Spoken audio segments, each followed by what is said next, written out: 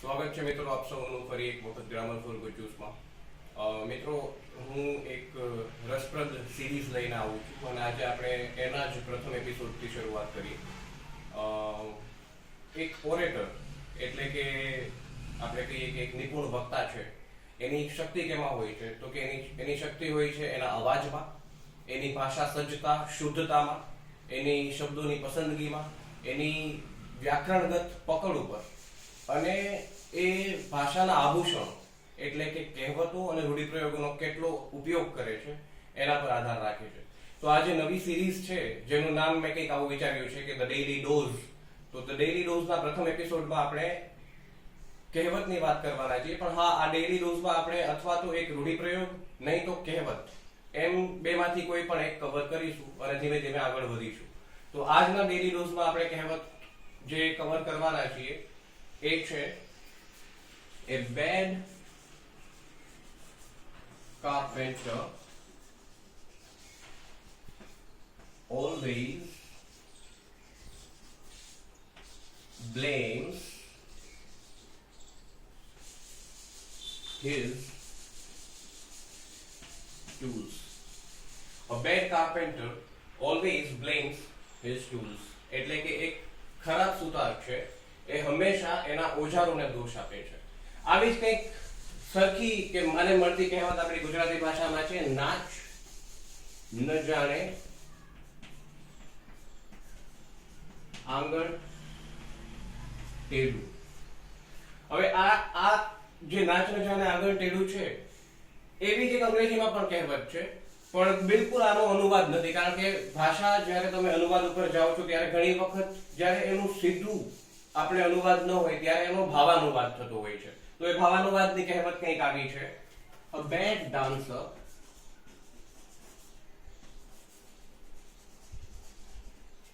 is always impeded by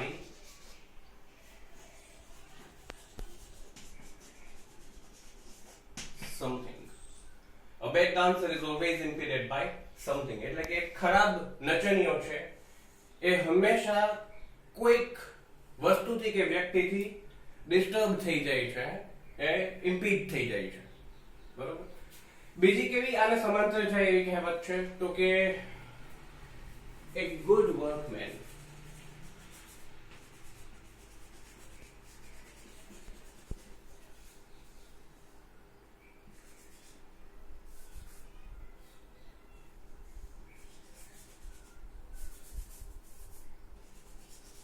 never blame his tools. એટલે કે સારો કારીગર છે એ કદી પોતાના ઓજારોનો દોષ નથી કરતો કે નથી કાઢતો. કેમ તો કે એનું કામ જ સારું છે. તો આ કહેવતનો કંઈક અર્થ આવો થાય છે. આપણે આવી કહેવતો ત્યારે ઉપયોગમાં લઈએ છીએ જ્યારે વ્યક્તિમાં પોતાનામાં ખામી હોય, પણ પોતાની ખામીને કવર કરવા માટે કે ઢાંકવા માટે એ પોતાના ઓજારોને ખરાબ કે અથવા તો કોઈ નચનિયો હોય એ કાં તો આંગણ ટેઢું છે એવું કે અથવા તો એવું કે અરે યાર મને કોઈક વસ્તુએ ખલેલ પહોંચાડી, બાકી હું તો બહુ સારું નાચું છું. બરોબર. તો એવી જ રીતે આ એના સમાંતર અર્થમાં સમાંતર પણ આમ એનાથી વિપરીત આ જે કહેવત છે તે વિપરીત એવી કહેવત છે a good workman never blames his tools. એટલે કે એક સારો કારીગર છે કદી પોતાના ઓજારને દોષ નથી દેતો. કારણ કે એનું કામ જ એટલું સારું હોય છે કે એને એટલો આત્મવિશ્વાસ હોય છે કે પોતાના કામમાં કંઈ એને ખામી નથી છોડીને કદાચ જો ક્યારેય કામ બગડે તો પણ કદી કમસે કમ ઓજારનો દોષ નથી જ દેતો. એવી એક બીજી કહેવત મને કંઈક યાદ આવે છે, એક શિયાળની વાર્તાઓ પરથી બેસ્ડ છે. પંચતંત્રની વાર્તાઓમાં આપણે જોઈ હશે, નાનપણમાં જ શીખી ગયા છે, બધાએ સાંભળેલી હશે, દ્રાક્ષ ખાટી છે.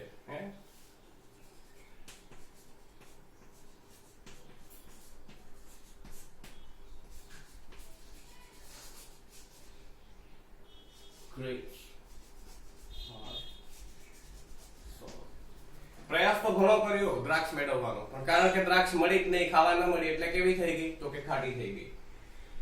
તો આવી જ કંઈક આપણે આ જે ડેઇલી ડોઝ છે એના એપિસોડ્સમાં વાતો કરવાના છીએ.